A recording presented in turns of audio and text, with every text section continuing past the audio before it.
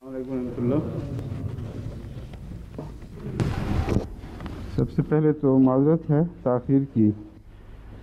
बात यह है कि आने से पहले मैं वेरी के ऊपर जो देख रहा था नोट्स, तो पता चला कि एक दो ज़रूरी हवाले जो उसको झुटलाने के लिए हमें चाहिए थे वो मौजूद नहीं थे। फिर मैंने फौरी तौर पर आदमी लगाया कि फ़लाँ जगह से तलाश करो, अल्हम्दुलिल्लाह को मिल गए हैं। मौजूदा फ़ी हाज़िहिल मुलाहज़ात व अलान वजदत हाज़िहिल मुक़्तबसात व जिअतु बिहा। औज़ु बिल्लाहि मिनश शैतानिर रजीम, बिस्मिल्लाहिर रहमानिर रहीम।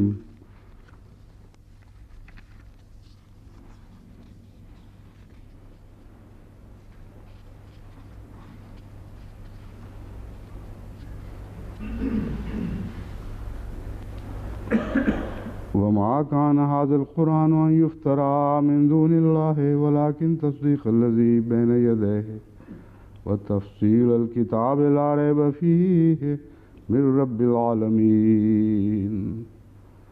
अम यक़ूलून इफ़्तरा क़ुल फ़ातू बिसूरतिम मिस्लिही वदू मन इस्ततअतुम मिन दूनिल्लाहि इन कुंतुम सादिक़ीन। बल कज़्ज़बू बिमा लम युहीतू बिइल्मिही वलम्मा यातिहिम तावीलुहु कज़ालिक कज़्ज़बल्लज़ीन मिन क़ब्लिहिम फ़न्ज़ुर कैफ़ कान आक़िबतुज़ ज़ालिमीन। वमा कान हाज़िल कुरान अन युफ़्तरा मिन दूनिल्लाहि, वमा कान हाज़िल कुरान अन युफ़्तरा मिन दूनिल्लाह इन्नल कुरान लैसा बिकिताबिन बिहैसु यस्ततीउ अहदुन अन यसनअहु बिदूनिल्लाह अज़्ज़ व जल ला युमकिन लिअहदिन अन यसनअ मिस्लहु इल्लल्लाह अज़्ज़ व जल।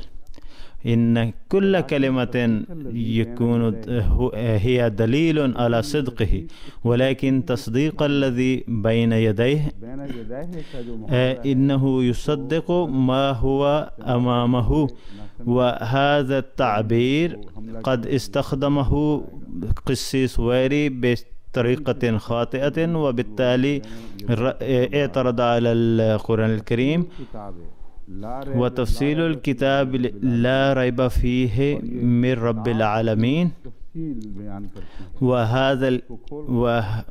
हुवा तफ़सीलुन लिल किताब ए तौदीहुन लहु व युफ़स्सिलु फ़ी कुल्लि शैइन व युबय्यिनु मा हियल उमूर अल उख़रा अल्लती यहतवी अलैहा मिर रब्बिल आलमीन इन्नहु मिनल्लाहि अज़्ज़ व जल। अम यक़ूलून इफ़्तराहु हल यक़ूलून बिअन्न नबी सल्लल्लाहु अलैहि वसल्लम क़द इत्तख़ज़हु अला तरीक़िल इफ़्तिरा क़ुल फ़अतू बिसूरतिम मिस्लिही क़ुल लहुम अन यातू बिमिसालिन लहु नज़ीरिन लहु वदऊ मन इस्तताअतुम मिन दूनिल्लाहि इन कुंतुम सादिक़ीन। व हुना तकर्रर ज़ालिक तहद्दी अल्लज़ी ज़ुकिरा मा कान हाज़िल कुरान अन युफ़्तरा मिन दूनिल्लाह इन्नहु ला युमकिन अन यातिय बिमिस्लिही अहदुन इल्लल्लाह फ़इन्नना नुफ़्सिहु लकुम हाज़ल मजाल बिहैसु युमकिनुकुम अन तदउ मन तशाऊन गैरल्लाहि अज़्ज़ व जल लिकै यातू बिमिस्लि हाज़ल किताब वलकिन्नहुम लन यातू बिमिस्लिही बल कज़्ज़बू बिमा लम युहीतू बिइल्मिही वलम्मा यातिहिम तावीलुहु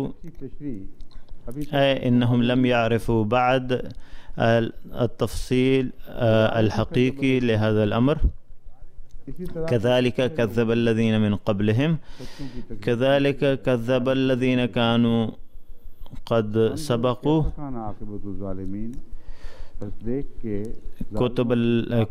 कुतुबन समावियतन फ़न्ज़ुर कैफ़ कान आक़िबतुज़ ज़ालिमीन फ़न्ज़ुर कैफ़ कान मआल अज़्ज़ालिमीन व कैफ़ कान मसीरुहुम।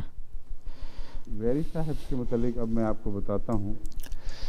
इन्ननी उख़बिरुकुम अन क़िस्सवैरी बादल उमूर व इन्न हाज़िहिल आयात अल्लती क़राअतुहा ततअल्लक़ बिमौदूइन वाहिद। इन्न क़िस्सवैरी هو من سكان أمريكا، से इनका ताल्लुक था। وكان ينتمي إلى الكنيسة المشيخية بأمريكا، وقضى 46 سنة في الهند من بين 58 سنة لخدمته للكنيسة. وصل إلى كلكتة بالهند برفقة زوجته والمبشرين المسيحيين الأخرى في 1868 بعد سفر بحري دام 5 أشهر، وهو وزوجته قد عينا في مدرسة في مدينة راولبندي. بعد ذلك تولى رئاسة مطبعة في لودهانا، وفي 1884 وعين لفتح مدرسة لتخريج دعاة مسيحيين على طريقة الجامعة الأحمدية كما هو معروف عندنا. وهنا أيضا قام ببعض الخدمات تتعلق بتأليف الكتب. وأبرز هذه الخدمات التي قدمها للمسيحية أنه كتب ترجمة معاني للقرآن الذي قام به حضرة الشاه عبد القادر الدهلوي باللغة الأردية، فإنه أولا حول هذه الترجمة الأردية إلى الكلمات الإنجليزية، وكان القصد أن يسهل على القسيسين الذين قد توافدوا من البلاد الخارجية وكانوا قد تعلموا اللغة الأردية بنوع ما، ولكنهم لم يكونوا يستطيعون قراءة الكلمات الأردية، فلذلك حول هذا الكلام بالكلمات الإنجليزية لكي يسهل لهم قراءة الترجمة وفهمها، وبعد ذلك شن الهجوم على الإسلام. ثم إنه أضاف بعض التعليقات على هذه الترجمة لكي تستخدم للهجم على الإسلام. كذلك أضاف مقدمة لهذه الترجمة، وقد نشرت هذه الترجمة في 1876 بهذه المقدمة. كذلك فهكذا إنهم قد أعدوا عدتهم في ذلك العصر، فلو لم يبعث المسيح الموعود عليه الصلاة والسلام لكانت حالة الهند يرثى لها من الناحية الدينية، لأن الهند كانت ساحة مفتوحة بالنسبة للمسيحيين، وكان يمكن أن يخضع البلد كله في أحضان المسيحية. وجميع ساهم في هذه الإعدادات مندوبون من جميع البلاد الغربية، رغم أن الهند كانت خاضعة لبريطانيا فقط، لأن جميع المستشرقين من البلاد المختلفة كانوا قد اجتمعوا في هذا المكان، وقد عدوا القسيسين لغزو الهند، وحتى بعث المسيح الموعود عليه الصلاة والسلام فإنه قد قام بالرد على هذه الهجمة الشرسة. ولأجل ذلك اعترف بعض معارضي الأحمدية أيضا مثل مولانا أشرف علي ثانوي، واضطر ليكتب هذه الكلمات بأن مرزا غلام أحمد قادياني قام بالرد على المسيحيين، فلو لم يقم مرزا غلام أحمد قادياني كانت المسيحية قد سادت الهند كلها. ويكتب عن قس لفراي عندما جاء إلى الهند فكان يتحدى بأنه سوف يغزو الهند كلها فهب مرزا غلام أحمد قادياني وحول كل جهوده لغزو الهند إلى الجهود الدفاعية، بل اضطره لكي يترك الهند ويرجع إلى بلده. هذه هي الخلفية، وينبغي أن تتذكروا ماذا كان يجري في ذلك الوقت في الهند. وإنني سأقدم بعض المراجع بهذا الخصوص. أما الآن الأعمال التي قام بها قسواري يقرأ أمير المؤمنين الآن النص الإنجليزي، وهذا النص يحتوي على تلك الأعمال التي ذكرها أمير المؤمنين مسبقا بأن قسواري قام بتحويل الترجمة الأردية لمعاني القرآن إلى الكلمات الإنجليزية، وأضاف تمهيدا أو مقدمة هذه الترجمة. ثم يقول: ينبغي أن تتذكروا بأن القرآن الكريم قد صدق بدون أدنى شك بأن محمد بأن جميع المخطوطات والصحف الموجودة للكتاب المقدس أينما كانت، قال القرآن بأن كلها كانت كلام الله. هذا ما ينسبه إلى القرآن الكريم، وقال يجب أن تتذكروا هذا الأمر.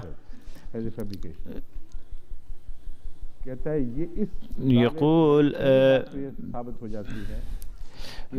يثبت من هذا الادعاء بأنه قد كذب نفسه بهذا القول، وإن ادعاء القرآن بأن جميع الصحف المسيحية الموجودة في ذلك العصر كلها صحيحة وصادقة وكلها كلام الله، هذا دليل على أن القرآن ليس صحيحا وهو مفترى من الله عز وجل، لأن كل الصحف لا يمكن أن تكون صحيحة. كأنه يريد أن يهدف إلى يصل إلى هذه النتيجة. يقول لا يقر القرآن بأنه كذب، بل يشكل ذلك دليلا على كذب النبي العربي بأنه ينسب بعض الادعاءات الكاذبة إلى الله عز وجل. يقرأ أمير المؤمنين النص الإنجليزي.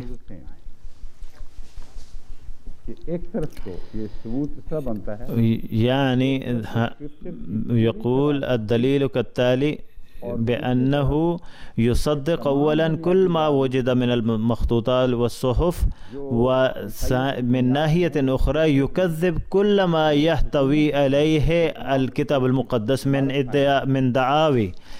أولا يصدق كل ما وجد من الصحف، ولكن ما ورد في هذه الصحف يكذبه القرآن الكريم، فهذا يشكل دليلا على كذبه. فلا يوجد دليل أوضح من ذلك على كذب القرآن الكريم وعلى أنه قد افترئ على يد الرسول العربي.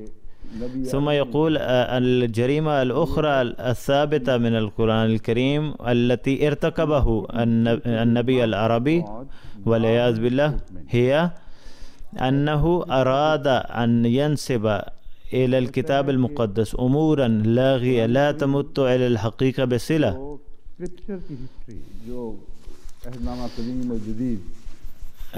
يقول بأن القرآن الكريم ينسب إلى تاريخ صحف الكتاب المقدس أمورا لا تمت إلى الحقيقة بصلة، وإنه يستخدم كلمة غاربل، وهذه الكلمة لها معنيان: أحدهما الحذر واللغو والأمور المسيئة، والثاني نسب إلى أحد أمور باطلة تعمدا أو تشويه المعاني الصحيحة، نسب المفاهيم المخالفة لما يحتوي عليه النص. وبهذين المعنيين تستخدم كلمة غاربل.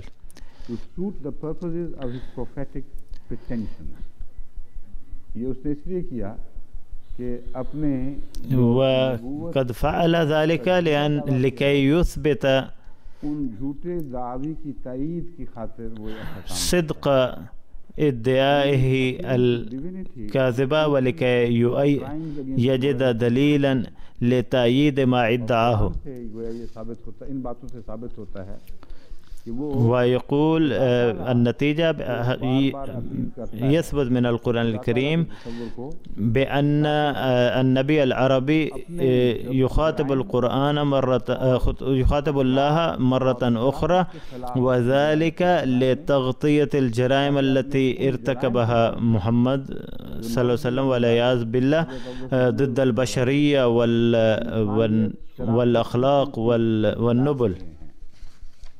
يقول القسوري بأنه في هذا العمل يريد أن يشكر ويليام ميور، مستشرق ويليام ميور، الذي سمح له بأن يستخدم كل ما عمله حول بروفيت محمد، حول محمد صلى الله عليه وسلم. وكذلك يشكر القس في مدينة آغرا RM زنكر، ويقول بأنه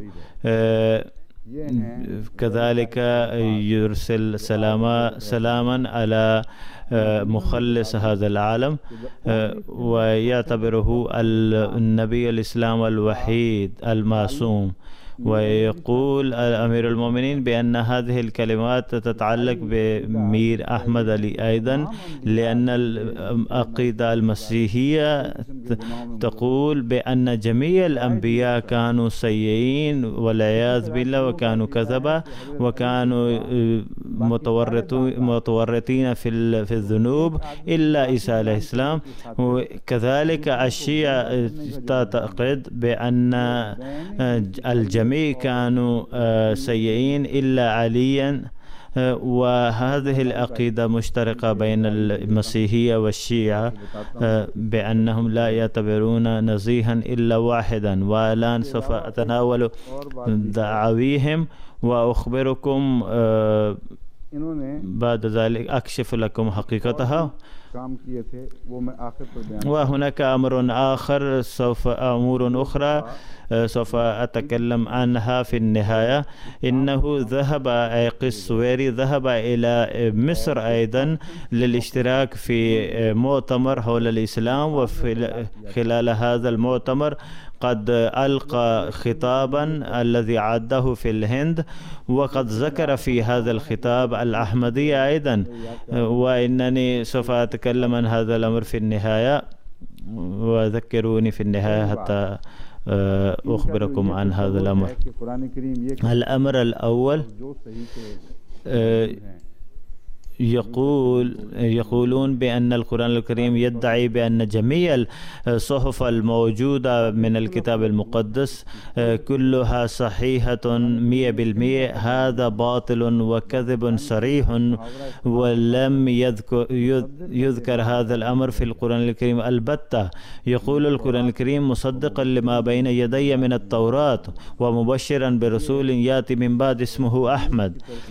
لقد استخدمت الكلمات نفسها في سياق ذكر المسيح، وذكرت هذه الكلمات عن النبي القادم، وكذلك مثل هذه الكلمات قد استخدمت عن النبي صلى الله عليه وسلم بخصوص الصحف التي كانت قبله. وقسوري يعرف هذا الأمر لأنه قد قرأ القرآن وهو تعمق في ما يحتوي عليه، وهو يعرف أن هذا التعبير أيضا مستخدم عن المسيح عليه السلام أيضا كما استخدم عن النبي صلى الله عليه وسلم. فيجب أن تترجموا التعبير نفسه في مكانين بمعنى واحد. إذا كان المراد بأن جميع الصحف الموجودة في زمن محمد صلى الله عليه وسلم كلها كانت صادقة، فلكانت المعاني نفسها تنطبق على عيسى عليه السلام أيضا، بحيث قال عيسى عليه السلام بأنه جاء مصدقا لما بين يديه. وهل كان يعني بأن جميع الصحف للعهد القديم كلها كانت صادقة وكلها كانت صحيحة وكلام الله؟ أولا أذكر لكم ما معنى هذا الكلام. مصدقا لما بين يدي معناه ذلك الجزء من الكتاب أو الذكر الذي أشير إليه الذي هو موجود أمامي أو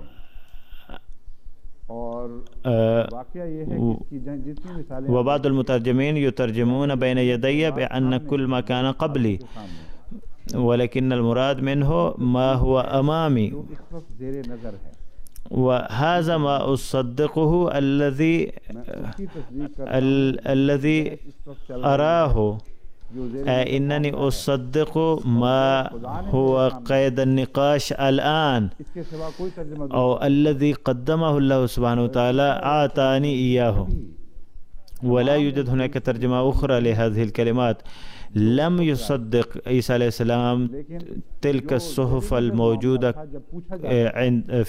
في عصره كلها، ولكن كل ما كان يسأل هل هذا صحيح أم لا فكان يقول نعم هذا صحيح، وإذا كان قد سئل هل هذا موجود في الكتاب المقدس أم لا فإنه كان يصدقه بحسب علم آتاه الله عز وجل. فالمراد من بين كلمات بين يدي جميع المراجع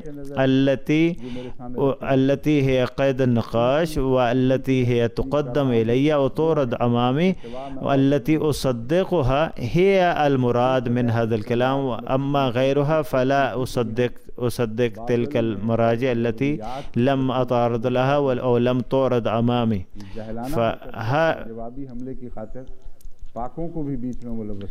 ونحن ننزه المسيح من أنه قد صدق كل ما ورد في الكتاب المقدس، وهذا من الجهل أن نورط الأطهار في هذا البحث ونجعلهم متلطخين بمثل هذه الذنوب. والكلمة الثانية مصدقا ومعناه كما ورد في هذه الآية وإذ قال عيسى بن مريم يا بني إسرائيل إني رسول الله إليكم مصدقا لما بين يدي من التوراة، إنني ذلك الرسول الذي يحقق تلك النبوات الواردة في التوراة والتي بحسبها بعثت في هذا العصر، والتي هي معروضة أمامي وهي موجودة ومعينة في الكتاب المقدس، واليهود أيضا يعلمونها. فإن تلك النبوات التي ورد ذكر بعثتي فيها إنني أصدق تلك النبوات كلها، أولا لأنها كانت صحيحة، وبالمعنى الثاني أيضا لأنني جئت لتحقيق هذه النبوات، وبما أنني ظهرت وبعثت فلا شك في حقيقتها في صدقها الآن. وليس الأمر يتوقف إلى هذا الحد، بل مبشرا برسول يأتي من بعد اسمه أحمد. لم أصدق النبوءات السابقة فقط، وإنما أقدم نبوة لمن يأتي بعدي، يأتي من بعد اسمه أحمد. هذا سوف أقدم مقتبسا آخر في تأييد هذا المرجع، ولقد بحثت عنه كثيرا فلذلك تأخرت، وكان في ذهني أنه موجود في مكان كذا ولم نجد هذا المرجع هناك، ثم خطر ببالي أنه موجود في كتاب كذا وقلت لهم والحمد لله إنهم وجدوا الآن هذا المرجع. والآن يقول بأن القرآن ينسب كلاما كاذبا إلى الكتاب المقدس.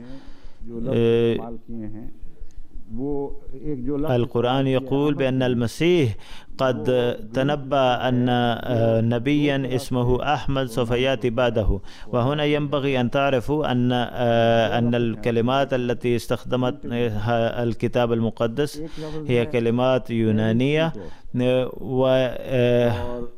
وأحدها بيريكليتوس والثاني باراكليتوس. بيريكليتوس وبيراكليتوس، بأنه ही अहमद है। وهناك وأحدهما إحداهما अव्वल तो ये कि हज़रत تعني أحمد، के ज़माने में والنقاش هنا حول الكلمة المستخدمة في الكتاب المقدس. أولا لا يوجد هناك، لم يكن هناك أي اختلاف في هذه الكلمات في زمن النبي صلى الله عليه وسلم. لا يوجد هناك دليل على هذا الأمر بأن كلمتين كانتا قد استخدمتا في هذا المقام وكان هناك اختلاف في المعنى. لا يوجد ولا إشارة قريبة ولا بعيدة إلى هذا الأمر في زمن النبي صلى الله عليه وسلم. الحقيقة أن المخطوطة للكتاب المقدس التي كانت في إحدى الكنائس واختفت تحت الأرض والآن اكتشف عنها وفي هذا العصر، وقد قرأه بعض المنصفين وعرفوا بأن ما قاله القرآن الكريم هو الحقيقة، وإن أمثال القسواري ينسبون إلى القرآن كلاما كذبا. والكلمات التالية تثبت بأن بيريكليتوس وأحمد اسمان لشيء واحد. وجاك فينيغان وهو يقول بيراكليتوس وبيريكليتوس كلمتان متشابهتان ومعنى أحدهما أحمد. ثم يقول بأنه في القديم هذه الكلمة تحتوي على معنى أحمد ومحمد أيضا. تنطبق بيريكليتوس على أحمد وعلى محمد أيضا. وهناك بعض المخطوطات التي اكتشفت من دمشق. وما هي الحكاية التي ذكرت نظرا إلى هذه المخطوطات؟ يقول في كنيس لأزرا في أواخر القرن التاسع عشر اكتشفت عن هذه المخطوطة. وانظروا بعد القرآن وبعد النبي صلى الله عليه وسلم بفترة طويلة قد اكتشف عنها. يقول ورد في هذه الصحيفة بأن المسيح قد تنبأ عن نبي يأتي بعده واسمه أمت. وهنا تلاشى البحث حول بيراكليتوس وبيراكليتوس، ويقول بأن أحمد موجود في هذا النص، فكان هذا اسم وهو أحمد وقد غيروه في الترجمة. وأحمد قريبتان جدا من ناحية صوتية أيضا. هذه الكلمة هكذا تتغير الكلمات عندما تنتقل من بلد إلى آخر.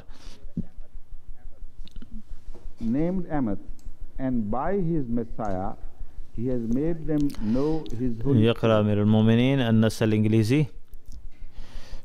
For it is he who is Emmett, that is the truthful one, and in accordance with his name are also theirs. आगे कुछ हवाला छूट गया है. Emmett in Hebrew means the truth, or the truthful. يقول أحمد معناه في العبرية الصدق أو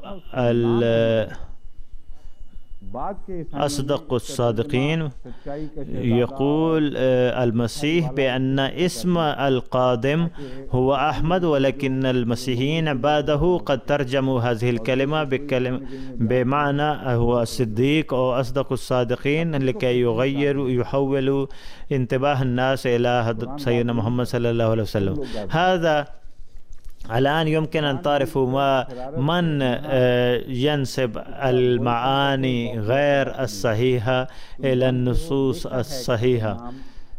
أنتم تعرفون هذا الأمر، وأنتم تعرفون أن كلمة أحمد، أن اسم أحمد موجود في هذه الصحف القديمة التي كانت مطمورة قبل في زمن النبي صلى الله عليه وسلم، لا يوجد لها ذكر في زمن النبي صلى الله عليه وسلم، وقد ورد ذكر اسم أحمد فيها. وأنتم تعلمون أن المسيح قال بأن اسمه سيكون أحمد، والآن تخترعون حيالا لكي تترجموا هذا الاسم إلى وتقدموا معاني أخرى لهذه الكلمة بدل من أن تذكروا اسم هذا الاسم للمبعوث القادم. هذا هو تقويل النص وتحميله ما لا يحتمل. وهناك أمر آخر، أن كاتب هذه الصحيفة يقول، أو كاتب هذا الكتاب يقول بأن هذا الاسم قد ورد بهذه الصفة بأنه يكون خاتم، لم يرد اسم محمد أو أحمد فقط، بل ورد بأنه سيكون خاتم وسوف يظهر في العالم خاتم الأنبياء. ثم يقول في النص التالي: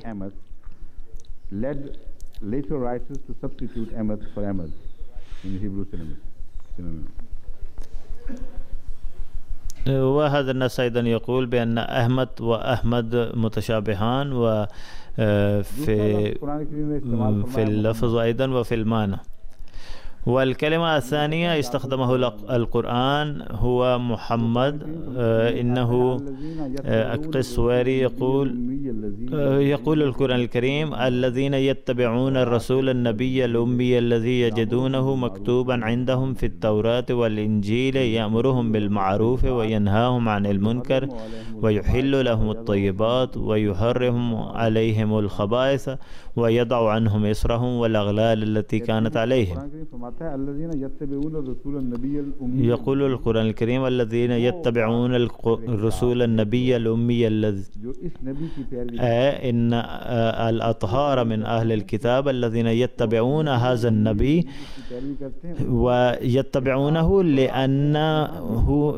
لأنهم يجدون هذا النبي الأمي مكتوبا في التوراة، ويجدون اسمه مكتوبا في توراتهم لأنهم أطهار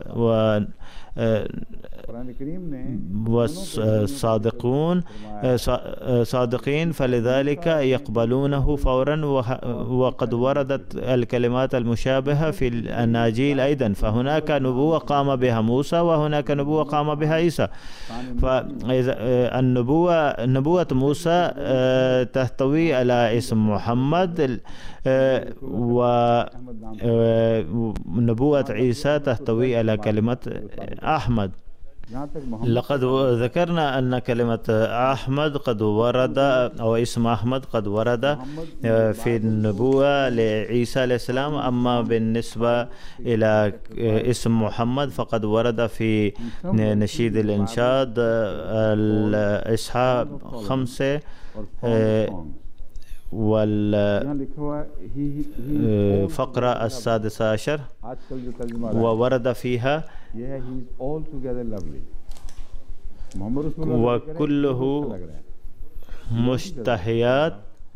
والكلمة الأصلية كانت محمدين، ولكنهم قد ترجموا هذه الكلمة وهذا الاسم وترجموها إلى أنه كان كله مشتهيات، فإنهم قد هربوا من أن يذكروا الاسم، وإن هذا الاسم، هذه الترجمة أيضا تشير إلى كلمة محمدين. ولكنهم لماذا يهربون من كلمة محمدين الوارد في النص الأصلي باللغة العبرية؟ يقولون لأن محمدين اسم للجمع، وقد استخدمه وقد ذكره القدامى خطأ كالاسم، لأنه كلمة جمع ولا يمكن أن يطلق على شخص واحد، ومعناه يعني محمدون أكثر من واحد محمد.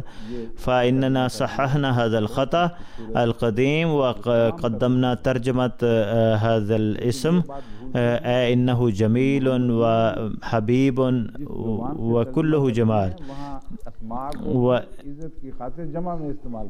ولكنهم لا يعرفون أن اللغة العبرية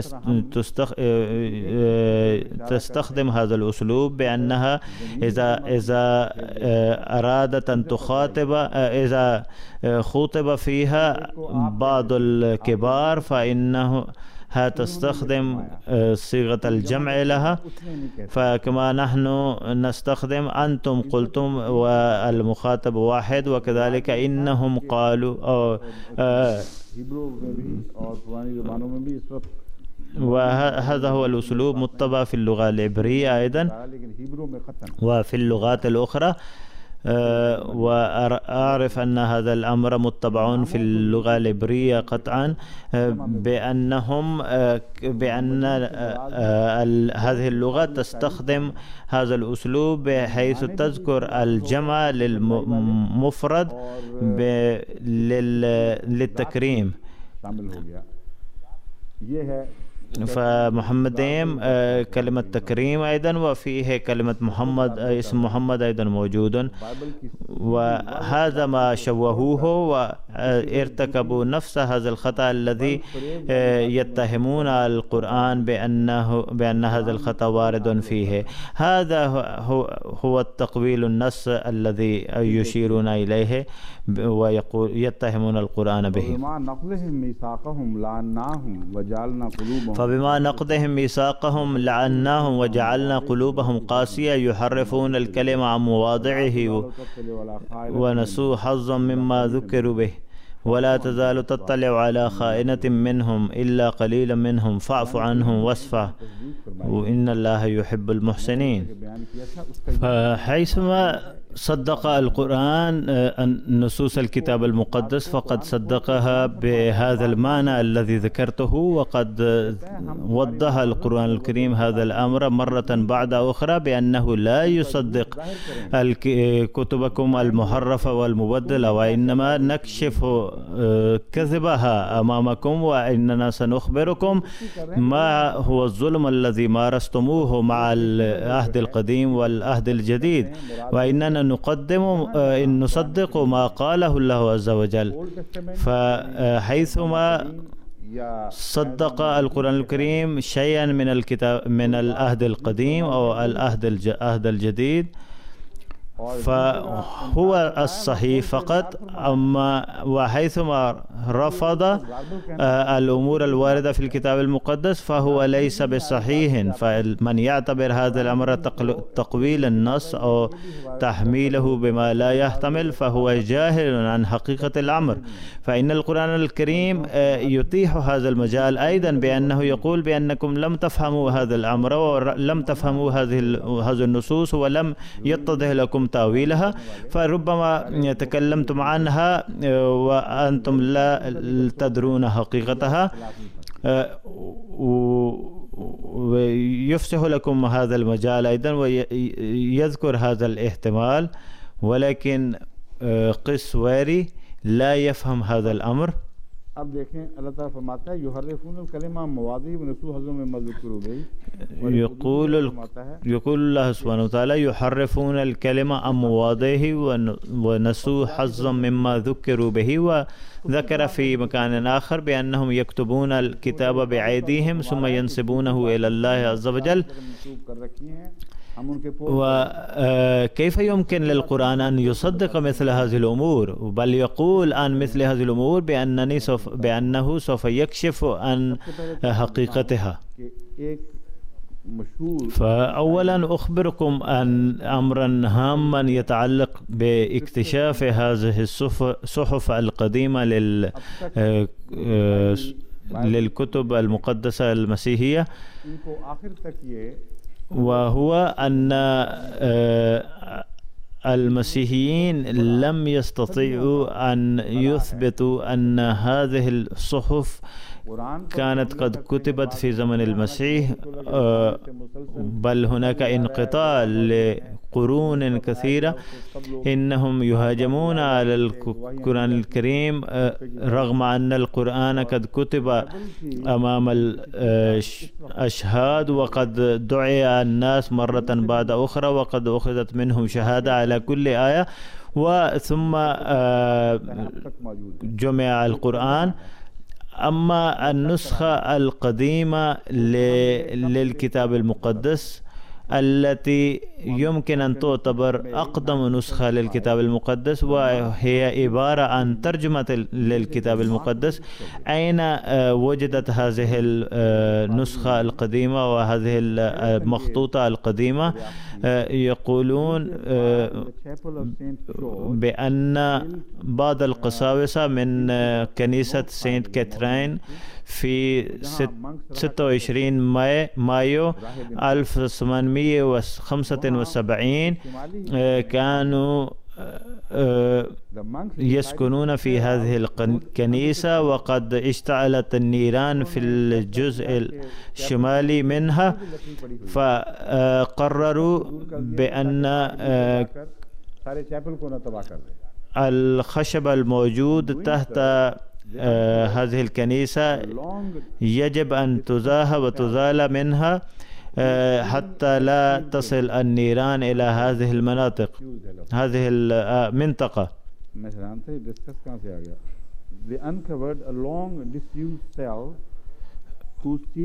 وهنا عندما فعلوا ذلك اكتشفوا أنه قد حدثت زلزلة في القرن الثامن عشر، وبسبب ذلك انهارت هذه الكنيسة، وقد دمرت كثيرا من الوثائق التي كانت موجودة فيها،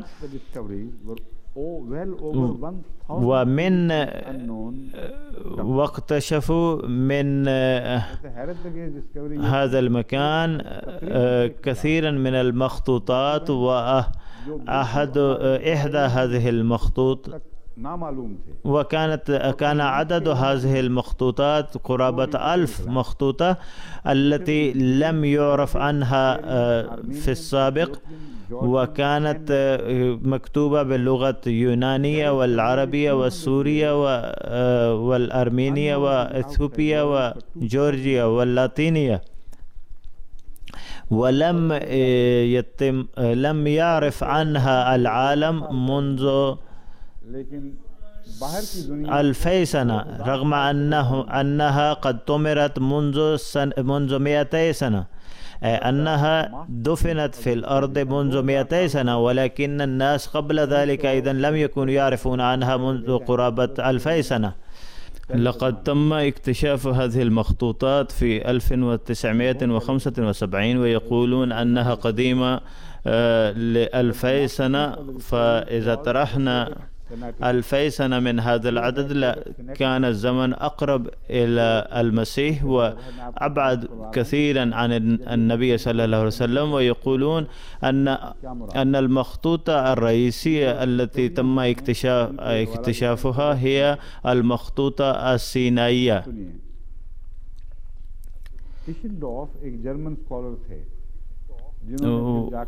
تيشندورف وهو عالم ألماني الذي ذهب إلى هذا المكان وقد فحص هذه المخطوطات وقد قارنها مع الكتب القديمة الموجودة في ذلك الوقت، وكان عالما كبيرا في هذا المجال.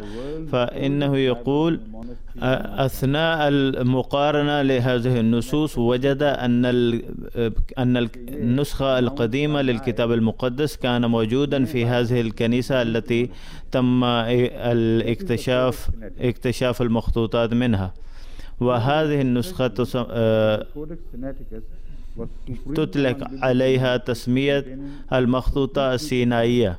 an unparalleled witness in the Old Testament. ويقول بأن هذه المخطوطة هي المعتمد عليها في قابل اعتماد सबसे बुलंद من بين جميع المخطوطات التي اكتشفت إلى الآن، ونحن نعتبره هو الأصل ونعرض الكتب الأخرى على هذه المخطوطة. Codex Vaticanus and Codex Bobinensis. ويقول أيضا بأن هناك مخطوطات أخرى قد اكتشفت من هذه الكنيسة إلى جانب المخطوطة السينائية، وكذلك المخطوطة السورية والمخطوطة الواتيكس والمخطوطة البوبيانس. ولكن جميع هذه المخطوطات لا تحتوي على الفقرات الاثنت عشرة الموجودة حاليا في إنجيل مرقس، في نهاية الإنجيل مرقس. فهذه الفقرات الاثنتا عشرة ليست موجودة في النسخ الأصلية، فهي أضيفت فيما بعد. فإنهم يكتبون مثل هذه الكلمات بأيديهم ثم ينسبونها إلى الله عز وجل، يحرفون الكلمة عن مواضعه. فيقول إن هذه هي الفقرات التي تنبني عليها المسيحية، وتثبت من خلال ذلك بأن المسيح عليه السلام قد صعد إلى السماء. أما هذا المحقق فيقول بأن هذه الفقرات ليست موجودة في المخطوطات الأصلية، بل أضافها أحد النساخ واخترعوا هذه القصة الملفقة ونسبوها إلى الكتاب المقدس. وهناك أمور كثيرة، ولكنني أقتصر على ما ذكرت. والآن يثبت من خلال هذا البحث من ينسب إلى الكتاب المقدس ما هو ليس منه، وإنهم يسيئون إلى القرآن وينسبون إليه مثل هذه الأمور. أما هؤلاء فقد ارتكبوا هذه الأمور مسبقا. إن القرآن الكريم عندما يذكر الأمور الموجودة في الكتاب المقدس فإنه لا يذكر هذه الأمور الخرافية التي لا تمت إلى الصحة بصلة، بل يقدم ما هو الصحيح. فيقول بأن ما تركناه لم نذكره لا ضمان لصدقه، ولكننا نقدم ما هو الصحيح وهو من الله. فهناك جزء من الكتاب المقدس من الله عز وجل، وجزء كبير الذي يحتوي على الكلمات المسيئة والمشينة والأمور اللاغية، فهي لا علاقة، فهذا الجزء لا علاقة له بكلام الله عز وجل.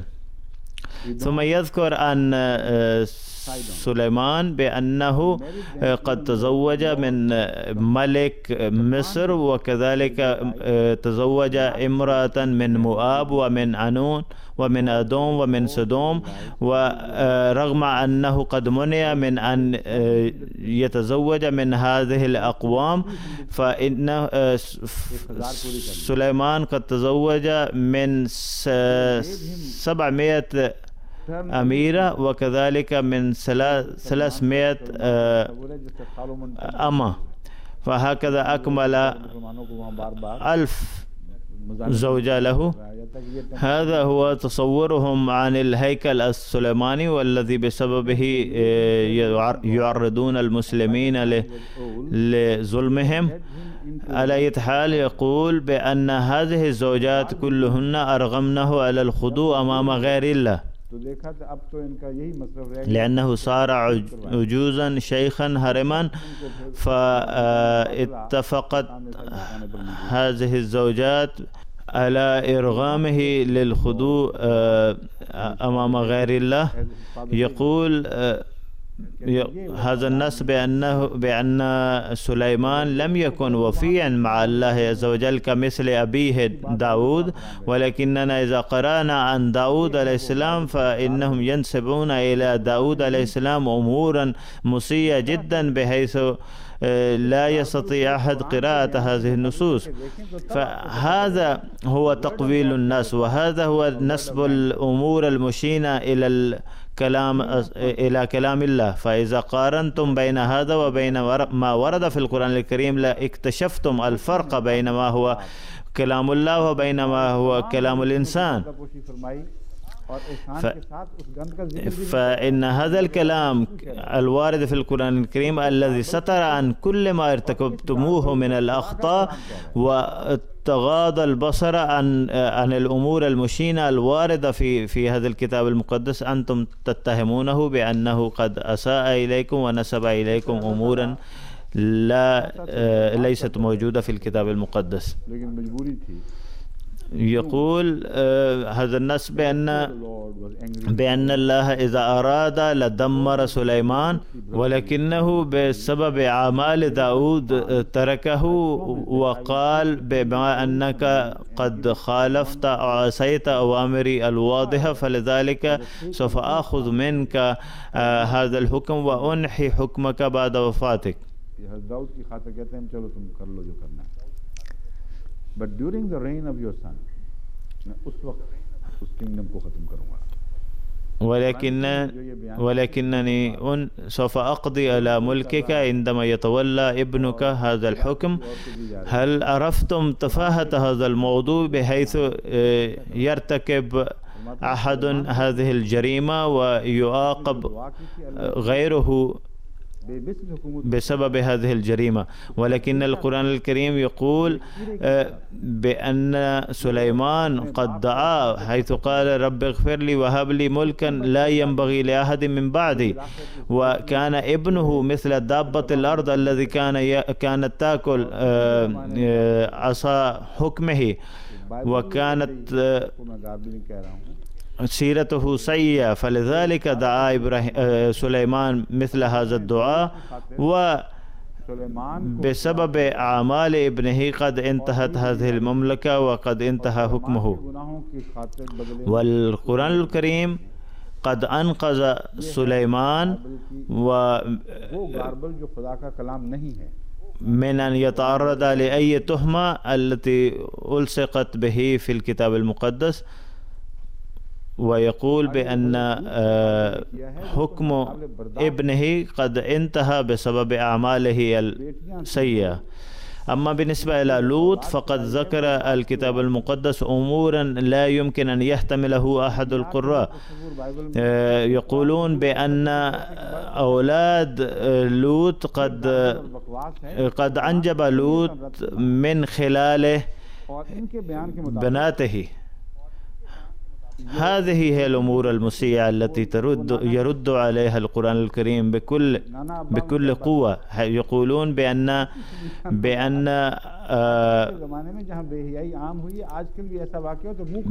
لوطا كان أبا لأحفاده من بناته. فهذه هي الأمور الخبيثة التي إذا حصلت في هذه الأيام وهذا العصر لا سود الناس وجوه هؤلاء الذين يرتكبون بمثل هذه الأعمال السيئة.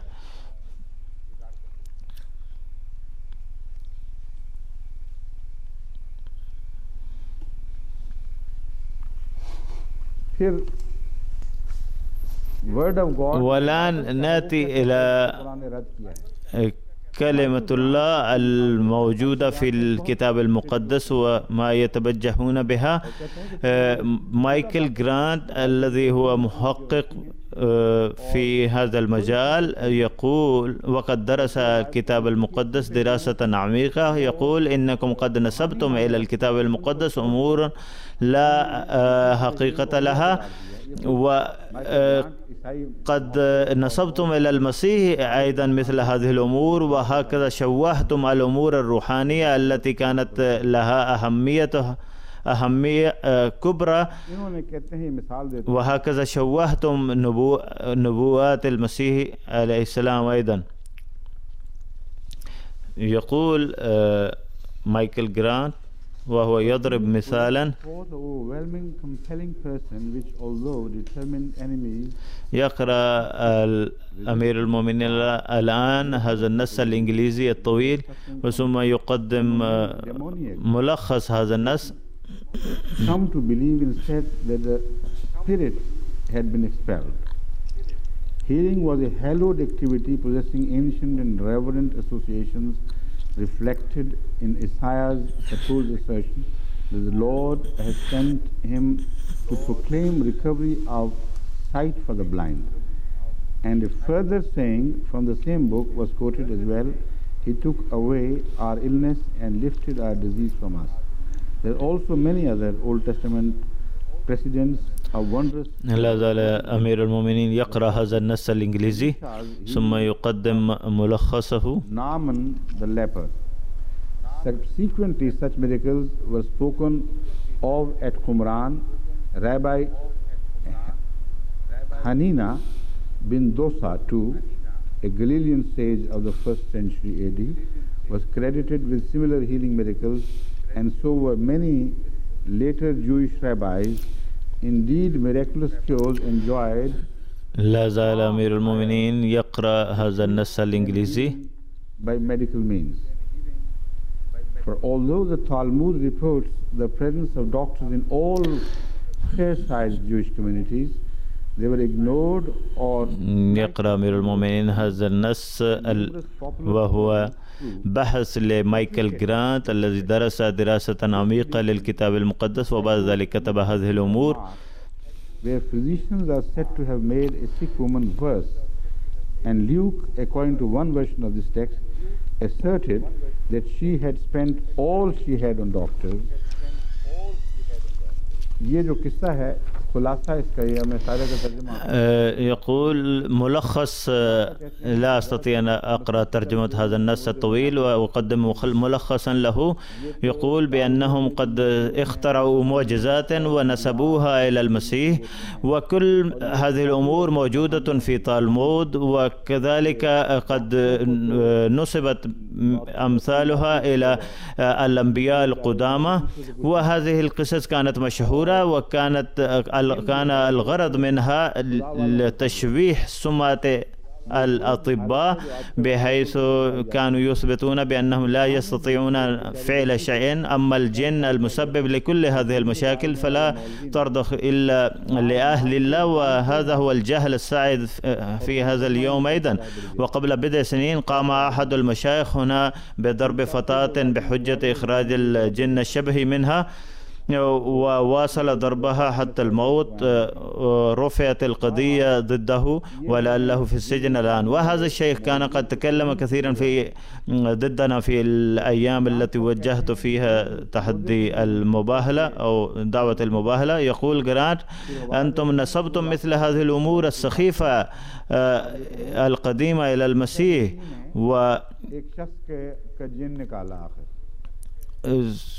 ثم يذكر قصة بأن المسيح طلب أحد المرضى الذي كانت به روح نجس أو شيطان، فطلب منه أن يخرجها منه.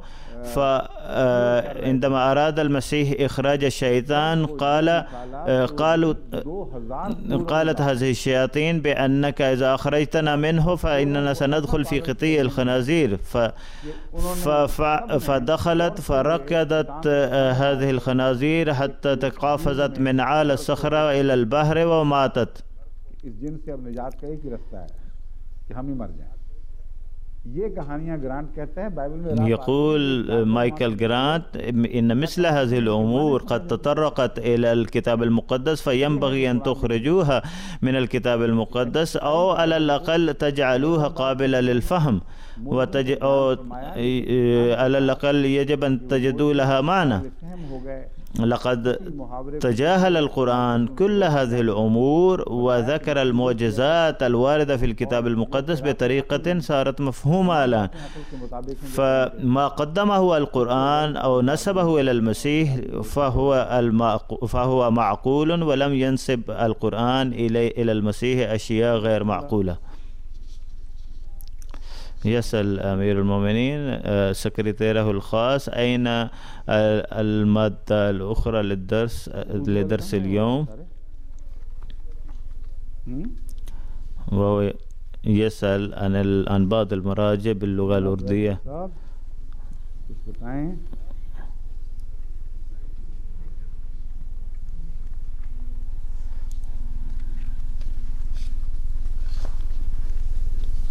देख लेता हूँ वक्त बचाने के लिए हवाले, चूँकि मैंने कुछ नज़रअंदाज कर दिए हैं ना। يقول حضرته بما أنني تركت كثيرا من المراجع لتوفير الوقت فلذلك الآن أبحث عن بعض المواد الأخرى. يقول مايكل جرانت بأن هناك كثيرا من الأمور قد أدخلت في الكتاب المقدس وهي غير موجودة في المخطوطات الأصلية. ويقول، وهذا النص الإنجليزي يقدم أمير المؤمنين بعد ذلك ملخصه، يقول إنهم قد أدخلوا هذه الأمور تعمدا، وعندما مثل المسيح أمام بيلاطس ورد على بعض الأسئلة وقال عندما وجهت إليه مثل هذه الأسئلة بأنك تدعي أنت فلان وفلان، فكان يقول لبيلاطس أنت تقول. وأما بالنسبة إلى الأسئلة الأخرى فإنه رد عليه بنعم أو لا. وأما بالنسبة إلى ادعائه بأنه ابن الله فلم يقل قط في حياته. يقول القرآن الكريم: ويل للذين يكتبون الكتاب بأيديهم ثم يقولون هذا من عند الله ليشتروا به ثمنا قليلا فويل لهم مما كتبت أيديهم وويل لهم مما يكسبون وإنني قد ضربت أمثلة على هذا الأمر الموجود في الكتاب المقدس. يقرأ أمير المؤمنين الآن ترجمة هذه الآية. उस माल की, उस फायदे की जो उन्होंने कमाया। कुरान करीम ने जो बातें बाइबल के मुताबिक कही हैं, إن الأمور التي تحدث القرآن الكريم أو ذكر القرآن الكريم عن الكتاب المقدس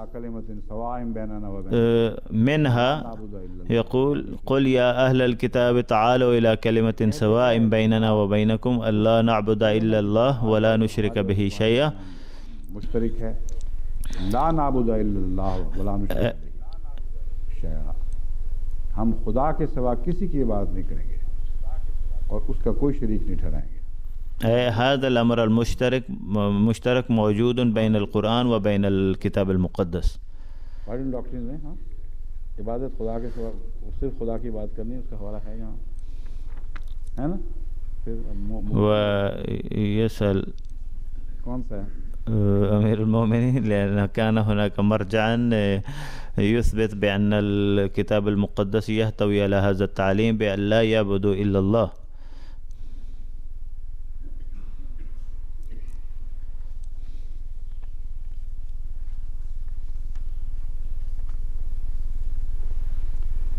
Christ instructs his followers to worship. किसको worship करो?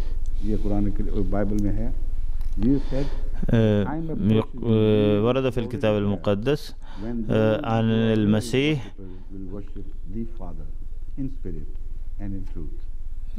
يقول المسيح أن الوقت قد أتى حيث يعبد और कुरान यही कह रहा है العابدون الإله الأب فقط.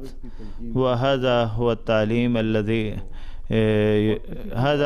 هذا ما يقوله القرآن بأن المسيح لم يقدم إلا هذا التعليم بأن يعبد أتباعه الله عز وجل وليس المسيح. अब बाइबल के हवाला पढ़ दिया, बताएं गार्बल क्या है जो तुम इस आयत की तरफ बातें ونحن قدمنا هذا المرجع من الكتاب المقدس जो कुरान कह रहा है वो सच وهو ما ذكره القرآن الكريم. فما يقوله القرآن الكريم هو الصدق، أما ما تقولونه وتنسبونه إلى الكتاب المقدس فهو تقويل النص وتحميله ما لا يحتمل. फिर फरमाते हैं मसीह ثم ورد في لوقا الإصحاح 24 والفقرة 39 يقول: انظروا يدي ورجلي إني أنا هو، جسوني وانظروا فإن الروح ليس له الجسم وعظام كما ترون لي. فيقول إن الله هو الروح أما أنا فلست روحا، إنني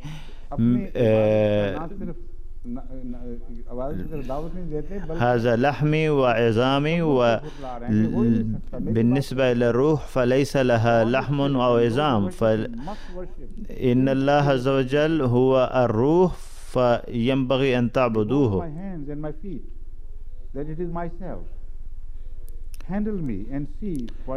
يمكن أن تجسوني يدي ورجلي إن الروح ليس له لحم وعظام كما ترون لي.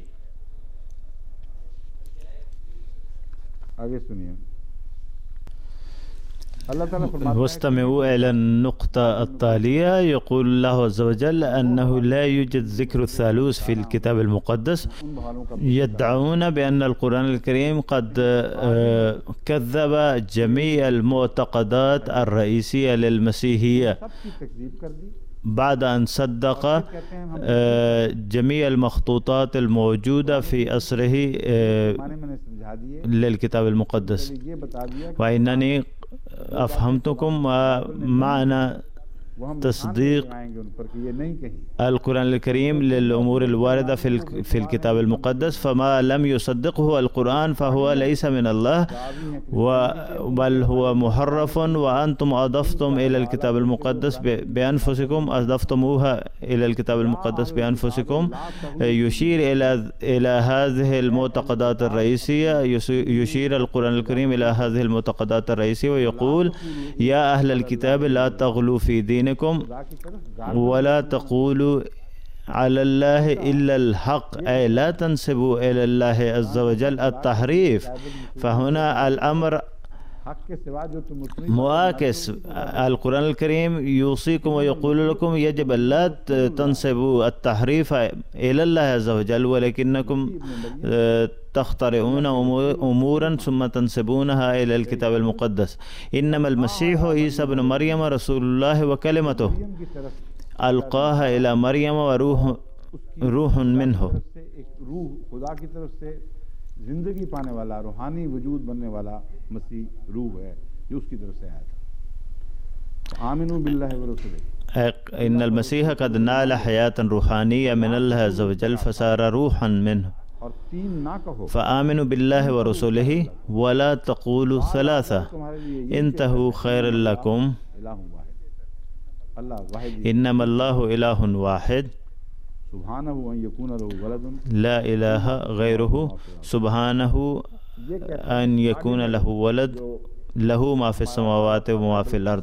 يقول ويري بأن القرآن بعد تصديقه للمخطوطات القديمة للكتاب المقدس كذب المعتقدات المسيحية الرئيسية. نحن نرجع إلى الكتاب المقدس. هل يدعي الكتاب المقدس بهذه المعتقدات الرئيسية أو يحتوي عليها أم لا؟ The New Bible Dictionary of the Trinity، هذا هو اسم الكتاب. يقول أن الثالوث لا توجد كلمة ثالوث في الكتاب المقدس.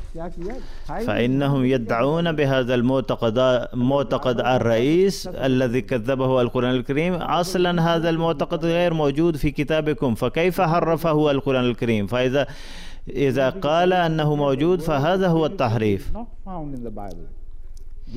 يقول في تعريف الثالوث بأنه غير موجود في الكتاب المقدس، ولكن من قرأ الكتاب المقدس فإنه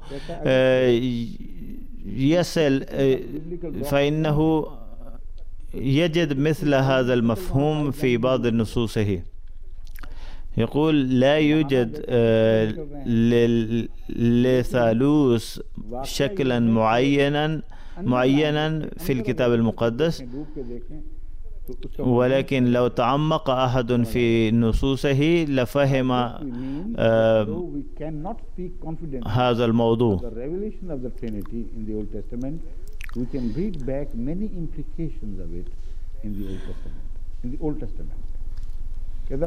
يقول في العهد القديم لا يوجد ذكر الثالوث، وهذا ما يعترف به، ولكن يقول إذا أردنا أن نبحث عن هذا المعنى بجهدنا وتعمقنا في هذه النصوص عثرنا على بعض الأمور الدالة على هذا المعتقد. هذا هو التحريف. فعندما لا ينفي القرآن وجود الثالوث من الكتاب المقدس فهذا ما يسمونه بأن القرآن قد حرف، رغم أنهم ينسبون إلى الكتاب المقدس الأمور أو المفاهيم المحرفة. القرآن الكريم يقول أيضا بأنهم بخصوص الثالوث يضاهئون قول الذين كانوا من قبلهم، ويتبعون بعض التصورات أو أوهام الباطلة عند الرومان وعند المصريين القدامى. وهناك كتاب تاريخ العهد القديم ومؤلفه دكتور بول هينز، وكذلك كتاب آخر The Religious Background of the Bible أي الخلفية الدينية للكتاب المقدس، ومؤلفه جين سيكنفيلد. इन दो किताबों के हवाले से मैं आपको बता रहा हूँ, वो कहते हैं ومن خلال هذين الكتابين أخبركم أنه إن التصور الثالوث موجود في الرومان، واتبعت المسيحية أساطير وخرافات الرومان والمصريين القدامى. وإنني قد طلبت من هذه المجموعة الباحثة لكي تجمع هذه المراجع كلها، ولا أستطيع أن أقدم جميع هذه المراجع، بل أكتفي بذكر بعض المراجع من هذين الكتابين المذكورين. ولو اطلع أحد على هذين الكتابين فإنه يصل إلى هذه النتيجة بأن التاريخ القديم للرومان والمصريين القدامى يحتوي على بعض الأساطير والخرافات وفيها ذكر الثالوث، وهذا ما أخذته المسيحية من هذه الأقوام السابقة. وما يقوله القرآن الكريم بأنه لا ذكر للثالوث في الكتاب المقدس فهو صحيح 100%. يقول فالآن أخبروني، عندما يقول القرآن الكريم قل يا أهل الكتاب تعالوا إلى كلمة سواء، هل هذا تحريف؟ وعندما يقول القرآن الكريم وقفينا على آثارهم بعيسى بن مريم مصدقا لما بين يديه من التوراة وآتيناه الإنجيل فيه هدى ونورا، فيه هدى ونور مصدقا لما بين يديه من التوراة وهدى وموعظة للمتقين، وآتيناه الإنجيل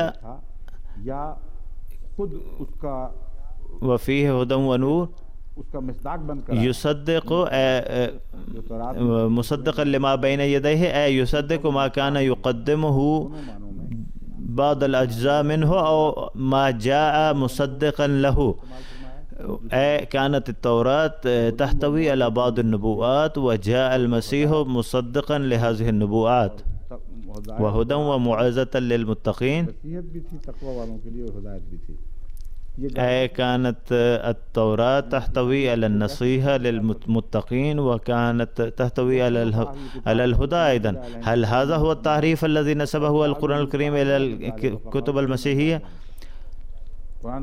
يسألك أهل الكتاب أن تنزل عليهم كتابا من السماء فقد سألوا موسى أكبر من ذلك فقالوا أرنا الله جهرة إنكم أنتم أو أمثالكم قد طلبوا من موسى بأن يريهم الله جهرة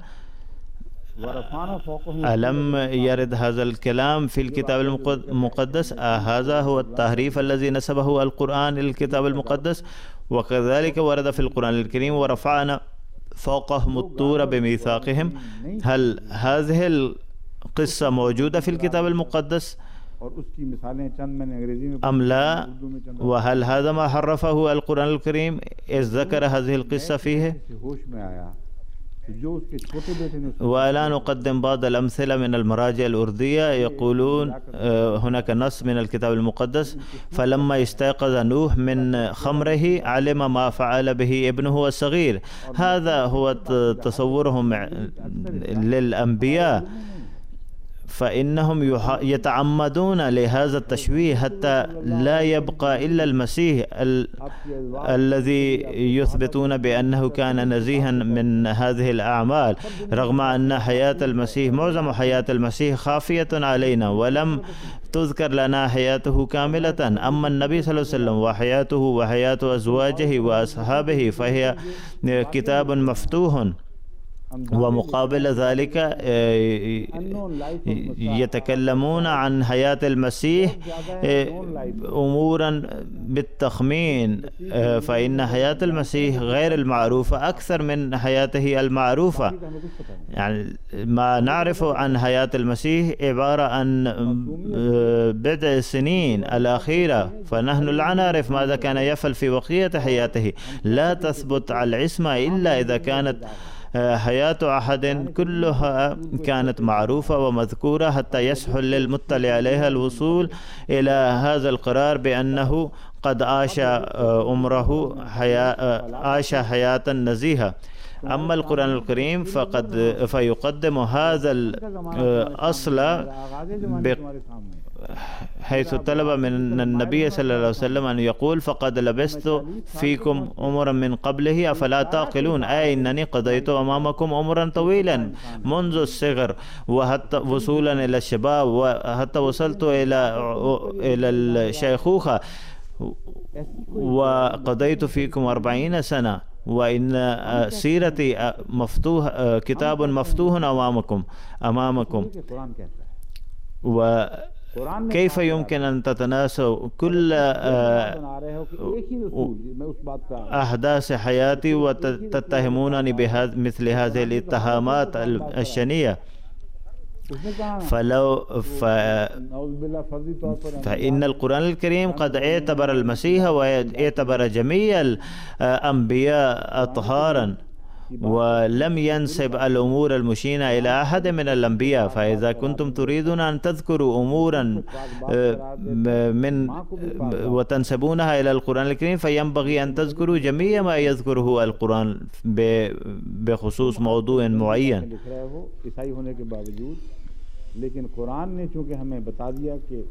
إن القرآن الكريم يخبرنا بأن المسيح وأمه أيضا كانا من الأطهار ونحن نعترف بذلك ونشهد على هذا الأمر.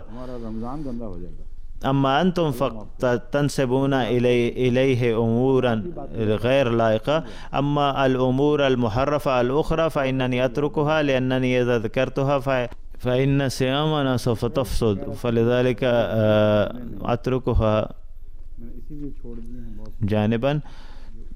ज़रूरी बात है आखिरी ये है कि वैरी साहब जमात अहमदिया का जिक्र करते हैं आप सुनने के लिए। والأمر الهام الأخير هو أن ويري يذكر الجماعة الإسلامية الأحمدية في خطاب ألقاه في إحدى المؤتمرات في القاهرة، ولعلكم تتشوقون لسماع هذا الأمر. हमारा तो जिक्र ही कहीं नहीं, कहीं तो होगा।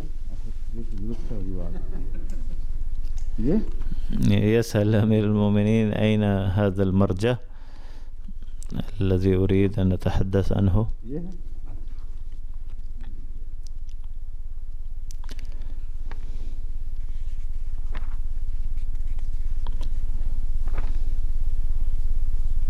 आलम इस्लाम की नुमाइंदगी में मिशनरी कॉन्फ्रेंस لقد انعقد المؤتمر الإسلامي من 4 إلى 9 أبريل في 1906، فألقى فيه قس ويري خطابا يقول فيه منذ بضع سنين قد نشأت حركتان في شمال الهند، وقد نالتا اهتماما للمسلمين. إحدى هذه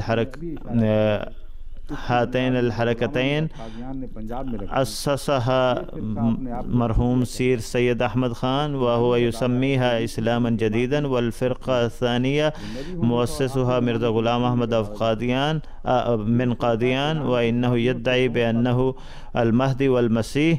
وهذه الفرقة تنتمي إلى بابيين من إيران، وهذا هو التحريف، لأنه لا علاقة بين الأحمدية وبين البابية مطلقا، ولا يوجد تشابه بين الأحمدية وبين البهائية والبابية.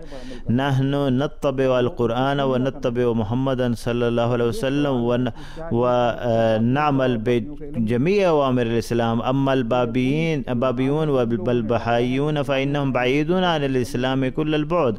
فإن فيري قد ألقى هذا التشويه وأراد بذلك أن ينفر المسلمين عن الأحمدية. يقول بأن الإسلام الجديد، يعرف الإسلام الجديد بأنه عبارة عن فرقة مبتدعة عن السنة عند السنة والشيعة، وإلا أنها استمالت العدد الكبير من الفئة المثقفة من المسلمين. لعل السبب لذلك هو أن هذه الفرقة تعوي إليها المسلمين الذين لا يستطيعون التماشي مع المسلمين التقليديين المتزمتين.